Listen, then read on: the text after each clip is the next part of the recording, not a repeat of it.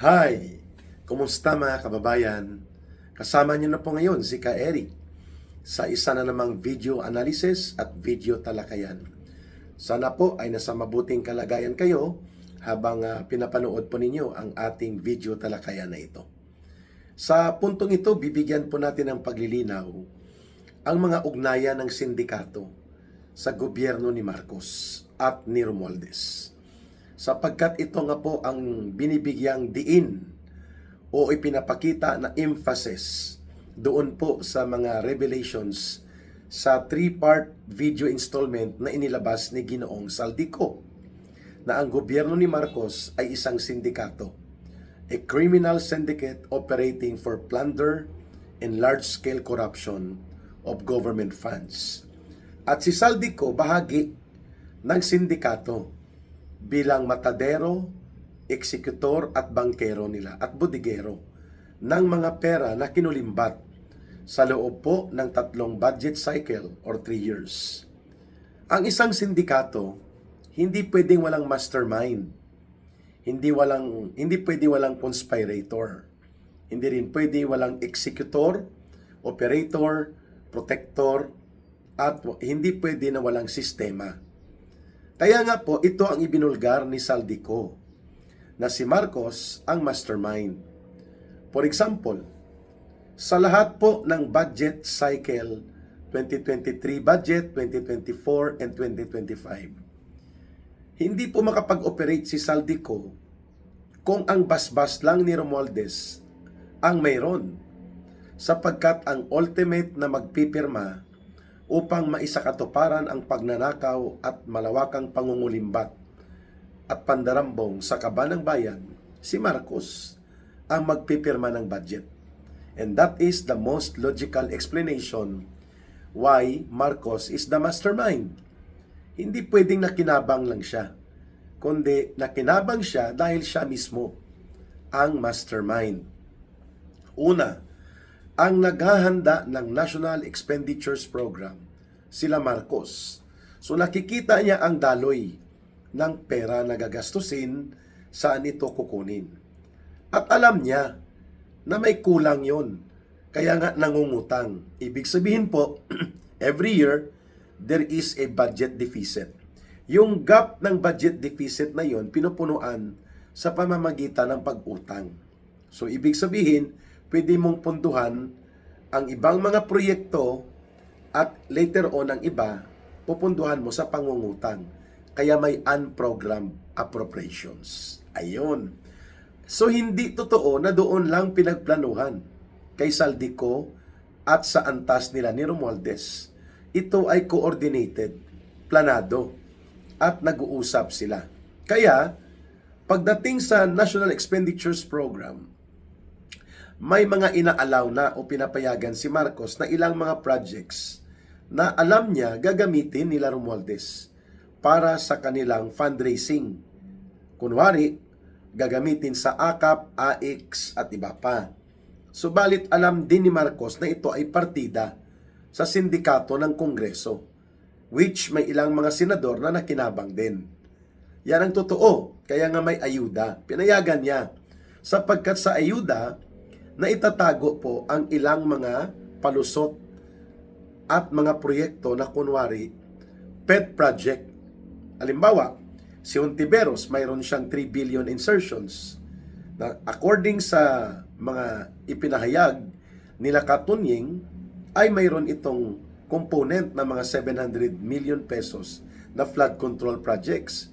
Hindi ito na ipaliwanag ni Hontiveros at nagmaldita-malditahan lang siya at nagkunwari ang walang kasalanan at malinis. No? Pero alam natin, hindi ibubunyag yun nila Katunying na walang batayan o walang pinaghuhugutan ng datos at impormasyon. Okay. Si Grace po, pasimuno pala ito sa pag-author sa utos nila Marcos at Ralph Recto na tanggalan ng pundo ang PhilHealth ng 74 billion pesos sa 2025 at hindi pa kasama yung kinuha na equivalent to malversation na 60 billion pesos mula sa PhilHealth out of the 89.5 billion pesos. Dahil nahabol po ng Korte Suprema na wag makukuha yung remaining na mga 29 billion pesos mula sa savings ng PhilHealth. So therefore, kung ganito ka-elaborate, ganito ka-systematic, that even other agencies of government ay kayang tapyasan, kagaya ng binunyag ni dating Department of Budget Secretary Butch Abad, na ang Defense Department, lalo na sa Armed Forces of the Philippines Modernization Fund, intended dapat ang 10 billion pesos na ilipat sa ayuda-ayuda at mga flood control. Hindi pwedeng gawin niya ni Martin Romualdez lang at ni Saldico na hindi papayagan ni Marcos, kasi alam niya doon sa NEP ay mayroong 10 billion pesos na modernization appropriation dapat para i-improve ang war technology and war capability ng ating pagtatanggol sa pangseguridad na kailangan ng ating bansa. So bakit niya pinayagan na tanggalin itong 10 billion samantalang nakaprogram po ito para sa AFP? Ganon din po sa Department of Education at sa Commission on Higher Education. Tinanggalan sila combined mga 45 billion pesos. Ito ay nakalagay din sa NEP na inihanda ni Marcos, pinayagan niyang tapyasin pagdating po dito sa loob ng insertions and realignment. Ano po ang ipinapakita nito? That Marcos allows itong mga budget cuts sapagkat ito ay bahagi ng insertions and realignment na pagmumulan ng kanilang pagsindikato. So magkanong tinanggal sa PhilHealth? 74 billion. Zero budget pa. Tinanggalan ng 45 billion pesos. 2025 budget to ha. Tinanggalan pa ng 45 billion pesos ang education sector. Tinanggalan ng 10 billion ang modernization program ng AFP. Ang agriculture sector, tinanggalan din po ng mga almost 12 billion. So, mahigit kumulang 100 billion pesos ang kinaltas mula sa mga line agencies na nakapaloob na sa National Expenditures Program. Hindi pwedeng hindi makikita ni Marcos ito sapagkat pinagplanuhan po yan ng DBCC. Ito po yung naghahanda ng buong budget program na tinatawag na National Expenditures Program. Ang DBCC, ito po ang tinatawag na Development Budget Coordinating Committee. Ito po ay parang consultative and recommendatory na grupo ng mga financial and economic experts na tumutulong sa pagbubuo ng budget sa isang taon ng buong gobyerno. So, alam ni Marcos, kasi bago ipapasok ang NEP for deliberations and review, at hanggang sa mabuo ang budget bill at babalik kay Marcos matapos ito reviewin, kunwari, at mabuo ng approval mula sa dalawang kapulungan ng Kongreso, ang House of Representatives at ang Senado, makikita ni Marcos kung tinanggalan ng pondo ang mga line agencies of government. Maliban na lang kung nakapikit ang kanyang mata, natutulog siya, at ang kanyang kamay nakagapos at ang nagpipirma yung teorya ni Lacson na sila Bersamin at Pangandaman at mga undersecretaries, which are highly unbelievable. Ganon po. Kaya ang sindikato ni Marcos, siya mismo ang namumuno. Kaya tama ang binabanggit ni Saldico na mayroong 100 billion insertions na hinilot, pinahilot at minanipulate nila sa BICAM. Kasi sa BICAM, wala na pong oversight review and evaluation. Tapos na po ang mga committee review at mga deliberations on the plenary. Kaya inaayos na lang sana sa BICAM yung ilang mga hindi pa nagkakasundo doon sa proposed bill for the budget. Subalit yung buong laman niya natalakay na. At doon po sa BICAM, wala nang oversight. Wala nang plenary review sa Senate, at sa House of Representatives. Pwede nang magpalusot. Kaya ang instructions ni Pangandaman were very clear na gusto ni Marcos Jr.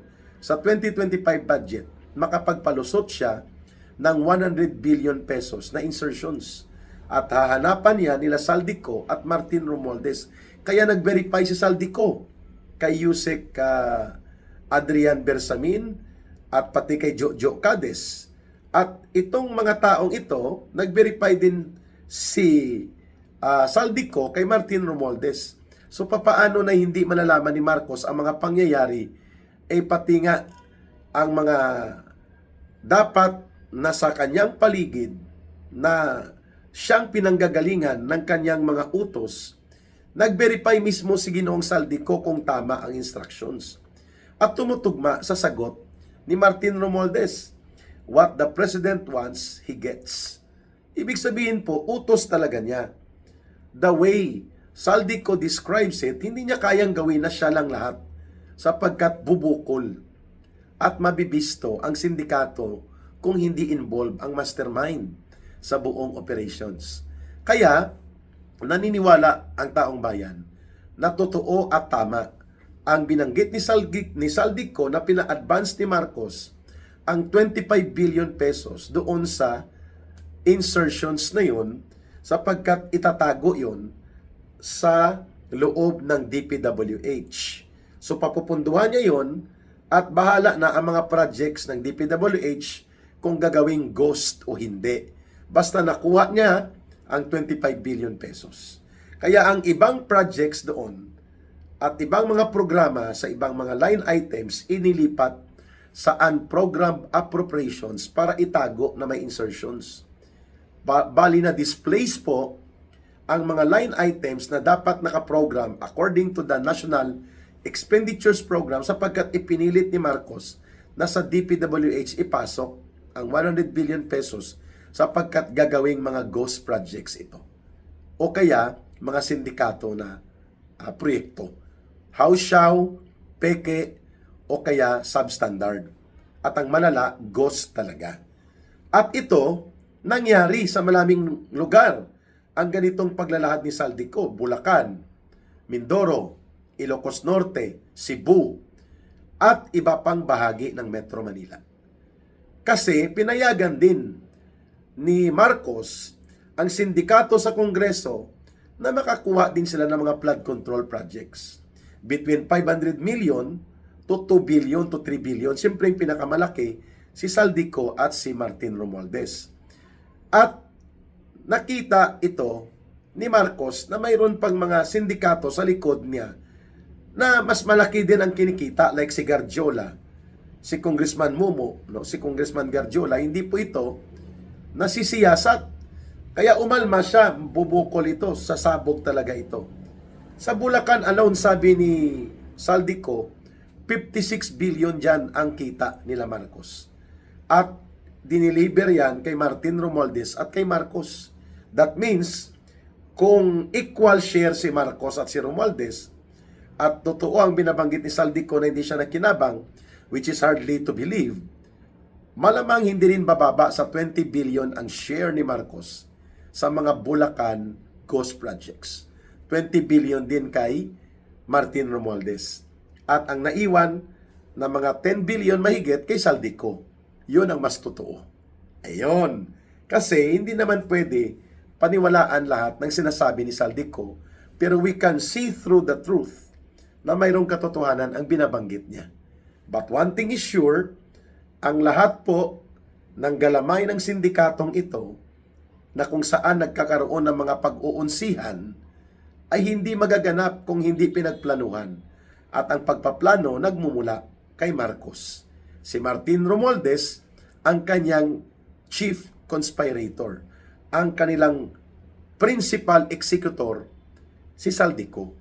At ang gang of syndicates nila na mga kongresistang pinangalanan dati ni Mayor Magalong at ilang senador na nasasangkot, partikular si Lola Grace Poe na nagmamalinis-malinis pa at yun pala kasabwat doon sa vice cam. Kaya nga vice cam kasi sindikato din ang kanilang ginawa. Ayun. All roads point to Marcos. At babalikan natin ang take-off ni Ka Eric. The logic is very simple. In the last 3 budget cycles, mayroon pong 4,000 flood control projects na inaprubahan ni Marcos na punduhan, chargeable to unprogrammed appropriations. Meaning, only the President can approve the release of funding kung saan kukunin sa utang, sa new taxes, at sa mga kinuha na savings ng government agencies and corporations, GOCCs. Ibig sabihin, alam ni Marcos na ang mga proyektong ito na nakawin. Subalit dahil nakuha na niyang parte niya, kailangan niyang ipatupad at doon niya chinarge sa unprogrammed appropriations. Hindi pa kasama ang iba pang pinagnanakaw na nasa line items na may SOP din po siya. Sabi ni Saldico, mayroon sila ni Martin Romualdez at si Marcos na mga 32 billion pesos sa National Irrigation Administration at mga mahigit 20 billion pesos na pinatong nila sa National Electrification Administration sa mga solar projects. Hindi pa po kasama ang mga proyekto doon sa Department of Health na mayroon din pong anomalya na mga ghost projects of health centers, medical center projects na puno ng anomalya dahil pinagnakawan din. Kung ganito po kalawak, kung ganito po kalalim, at ganito po ka-persistent o tuloy-tuloy ang sistema ng pagnanakaw na hinihilot, minamanipulate at kinakatay sa loob ng budget process, everything will now go back to Marcos sapagkat siya po ang pumipirma ng budget para maging batas upang magkaroon ng otoridad o magkaroon ng authorization of release ang mga pondo na tinarget upang nakawin. Kaya pala taon-taon, hindi bababa between 1.2 trillion pesos to 1.4 trillion pesos ang inuutang ng gobyerno ni Marcos. At ito ay ipinangtatapal sa pinagnanakaw nila at kinukulimbat. This is terrible. The worst ever government to ever exist in the Philippines. At ito ay nagaganap samantalang nagugumon at nalululong sa droga ang presidente. So, hindi lang po addiction sa droga, mayroon si Marcos, kundi addiction din po sa pagkamkam at pangungulimbat at pagnanakaw at pangungurakot sa kaban ng bayan. By the way, things are being revealed by Saldico, among other revelations na nagpapakita na totoo na idinideliver cash ang mga pera papunta kay Marcos at kay Romualdez. So, what makes Saldico believable na hindi niya kayang gawin ito dahil hindi siya ang mastermind, kundi siya ang chief executor, bodigero ng pera, kolektor at bankero ni Marcos at ni Romualdez?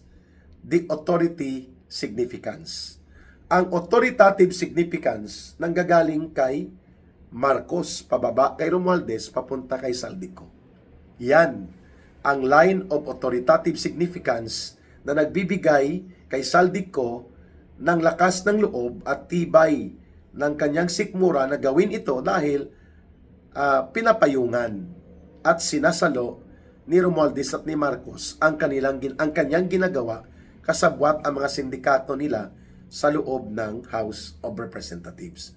At may mga ilang senador na nakinabang, halimbawa, nabisto na ngayon na may insertion si Marcos sa kanyang office mismo na wala sa program ng National Expenditures Program na NEP 5 billion mahigit sa Office of the President.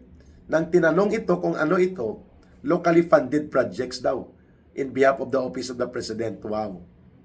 So from 10 billion mahigit na Office of the President budget, naging 15 billion mahigit. 5 billion ang ipinasok para sa 2025. At yun ay, sabi ni Saldico, bahagi ng ninanakaw ni Marcos. 5 billion. Hindi pa kasama ang 25 billion doon sa SOP na kinuha nila, share niya yon sa 100 billion pesos insertions. Sa 56 billion sa Bulacan projects alone, na dineliver ni Saldico, sa minimum tag 20 billion sila Marcos Jr. at si Romualdez, hindi pa kasama itong 5 billion mula dito sa insertions for the office of the President. Samantalang ang Vice President, tinanggalan po nila ng mahigit 800 million na pundo. Halos kalahati tinapyas nila sa kulang-kulang 1.2 billion na budget ng Vice President, naging 700 or naging 800 million lang. Kulang-kulang 500 million ang kinuha nila. Kita nyo mga kababayan, hindi pa kasama ang 4.8 billion pesos na confidential fund ni Marcos for 2025 alone. And every confidential fund ni Marcos from 2023, 2024, and 2025 to the last centavo, ubos po ito. On the average, 4.5 to 4.8 billion pesos po yan taon-taon. Hindi pa kasama itong 5 billion insertions. Terrible. At syempre, yung binabanggit ni Saldico sa National Irrigation Administration at sa National Electrification Administration. And ito pa ang matindi. Nagkaroon din ng insertions ang Senate na 1 billion pesos during the time of Chis Escudero. At 17 billion pesos ang idinagdag nang wala sa NEP sa buong budget ni Martin Romualdez for the House of Representatives. 17 billion pesos. Insertions yun ha, hindi yun nakaprogram. Pag insertions po, ay ginagamit yan usually para durubuhin. Doon mo ilusot ang mga pagnanakaw. This is a grand scheme of a criminal gang operations of criminal and corrupt officials led by Marcos as the mastermind and Romualdez as the chief conspirator. At ito ngayon ang ibinulgar na ni Saldico. Kaya hindi pwede na hindi po tatanggalin si Marcos sa pagka-presidente at hindi pwedeng hindi sila ikukulong at aarestuhin at paparusahan nila Romualdez at mga kasabwat nila. That should be the direction of the call of the people's movement and protest actions na nabubuo sa buong bansa. At doon tayo dapat patungo. Marcos as the mastermind, Romualdez as the chief conspirator, and all those minions and collaborators nila sa sindikatong gobyerno must be removed from office. Marcos resign now, aristuhin, ikulong at parusahan, at bawiin ng mamamayan ang mga dinambong nilang kayamanan. Yan ang tamang katarungan, yan ang tamang panawagan. Ito po si Ka Eric sa ating video talakayan. Magbabalik tayo sa ating live stream at bantayan niyo po ang iba pang mga video analysis with Ka Eric. Maraming salamat at ang gustong tumulong po sa ating advocacy at sa ating panawagan for Bangon Sambayanan People's Movement, ang ating line of support ay 0916-308-7710. Uulitin ko po, 0916-308-7710, Rohilda Celis, GCash line, at the same time yan na rin po ang line of coordination. Maraming salamat. Mahalin natin ang bansang Pilipinas. Walang ibang magmamahal nito, kundi tayo ring mga Pilipino. Para sa Diyos at sa Pilipinas nating mahal, may God bless everyone, and may Allah will be with those who are Muslim brothers and sisters. Bye for now. Maraming salamat po.